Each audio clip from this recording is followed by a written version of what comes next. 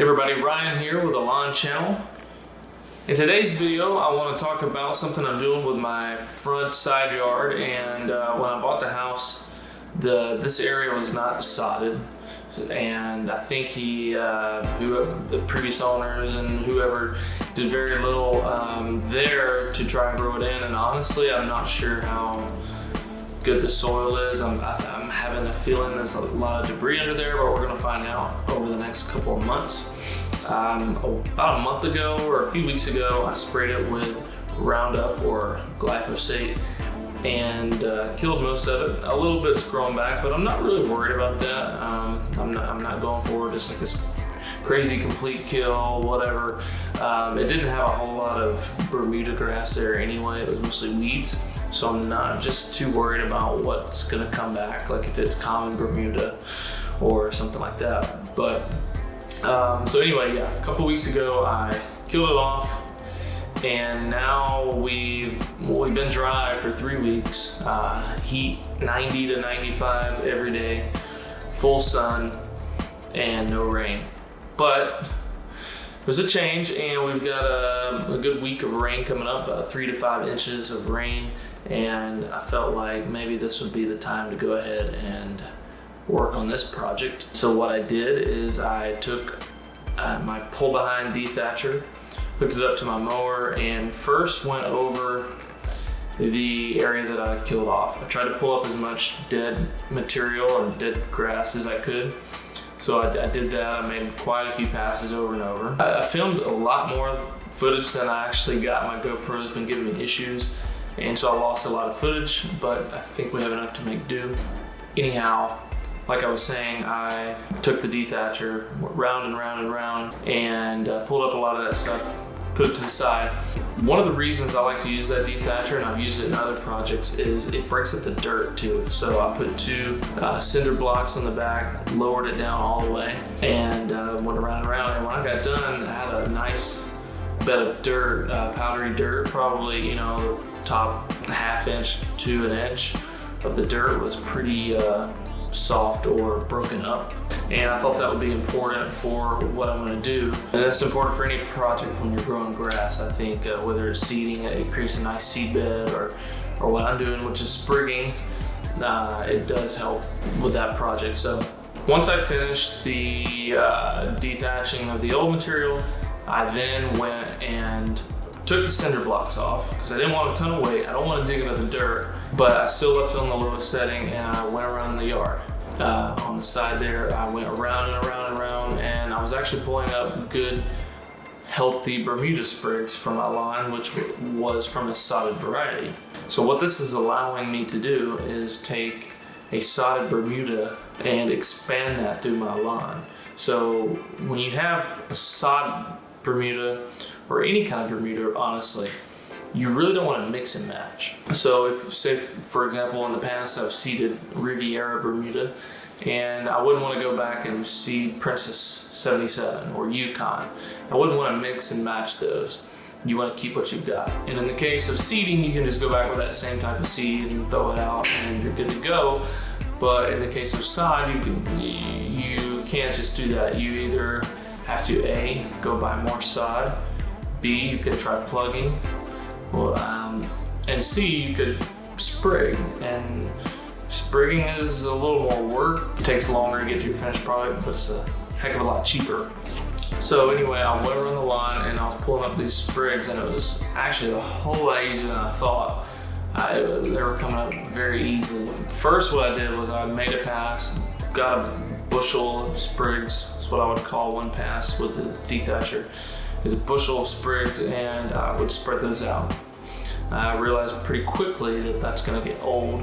So what I did was I would make a pass, pull the sprigs off the dethatcher, put them in a pile, make another pass, pull them off, put them in a pile, and I would do it like 5, 6, 7 times until I had a nice big pile of sprigs. And then I would go around and I would spread those out over the dirt, and then I would do it again. So,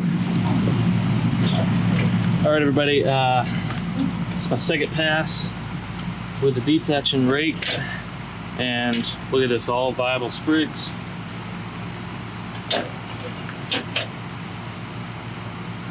It literally took, what, 2 minutes for one pass, if that, even probably less, probably a minute.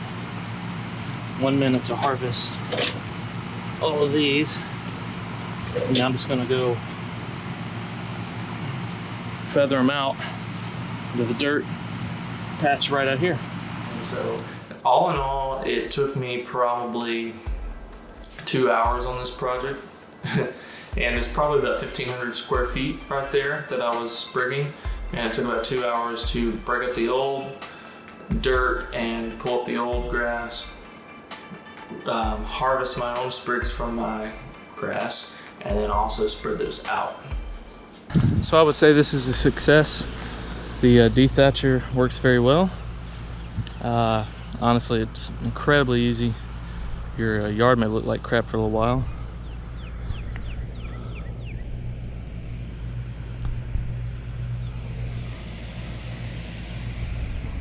And I'll compare to where I didn't use it.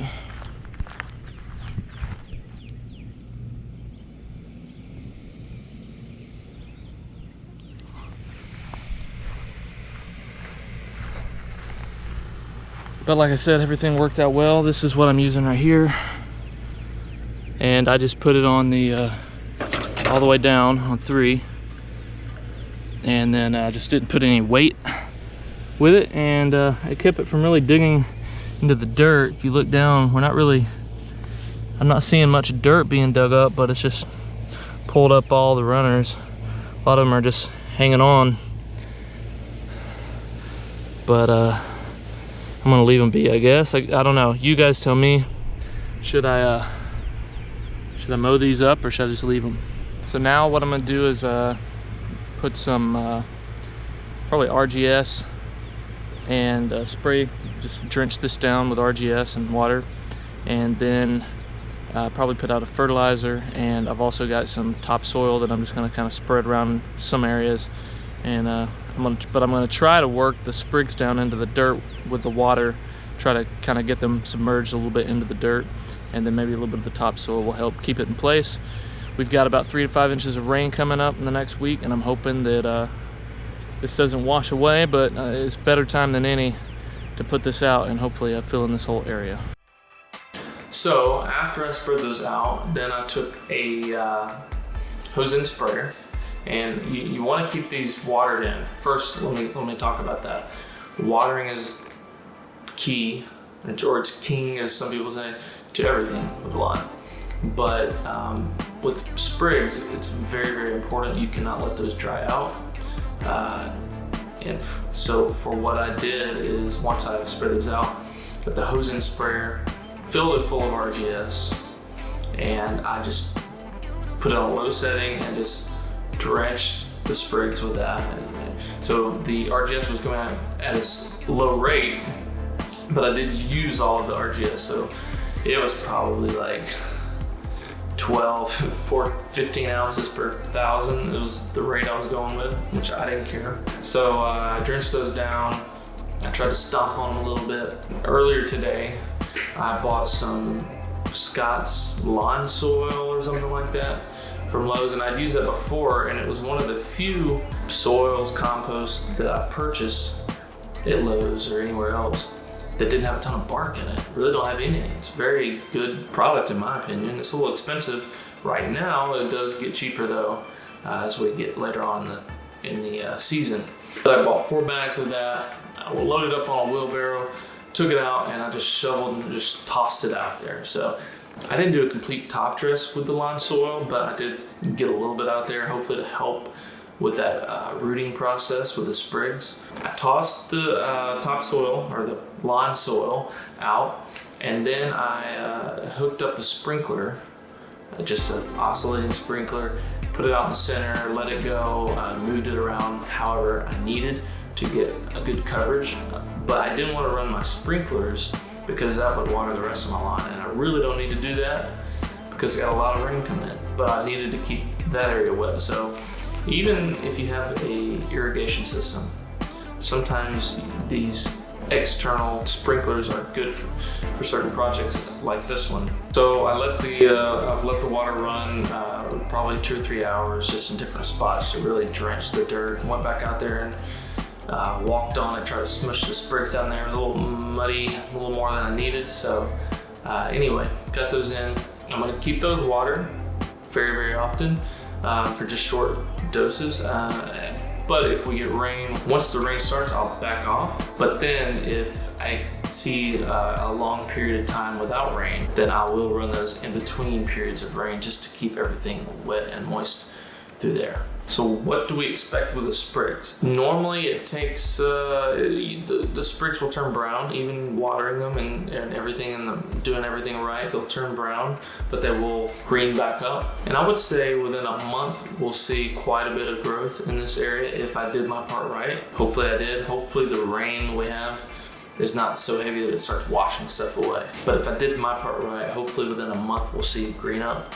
And with it by, I'm hoping the end of July, we'll have a nice solid turf in my whole front yard, my whole side, both sides of my house.